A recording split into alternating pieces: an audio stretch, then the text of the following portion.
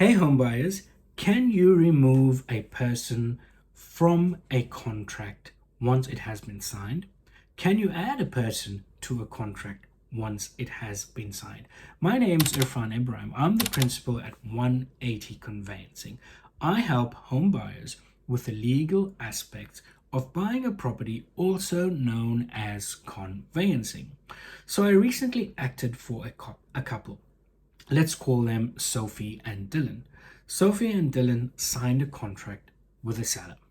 Sophie and Dylan then had an appointment with their lender, and the lender advised them that finance would only be approved if Sophie purchased the property on her own.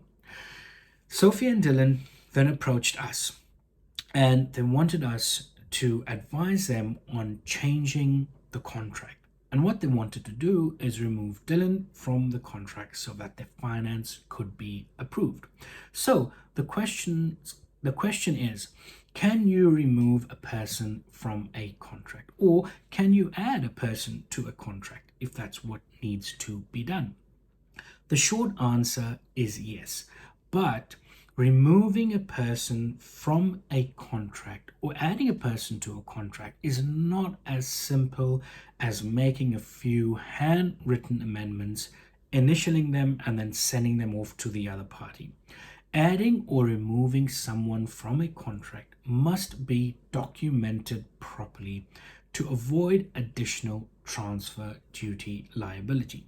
So, how do you add or remove someone from a contract?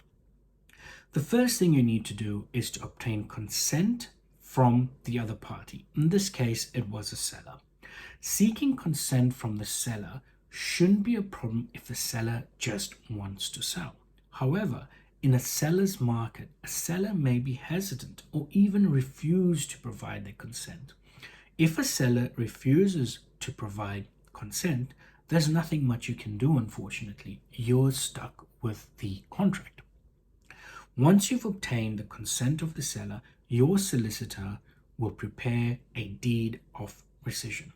So, a deed of rescission is an agreement to rescind the original contract of sale and enter into a new contract of sale with the correct named parties. This means that you would sign the deed of rescission and then a new contract of sale with the correct named parties. If the name change is not documented properly, you run the risk of incurring significant additional transfer duty liability. So, in conclusion, prevention is always better than cure. Before you sign your contract, make sure the correct parties are named in your contract. Speak to us at 180 Conveyancing. We offer a complimentary pre-contract advice. So before you sign on the dotted line, we'll review your contract and let you know if everything's in order or if you need to make changes to your contract.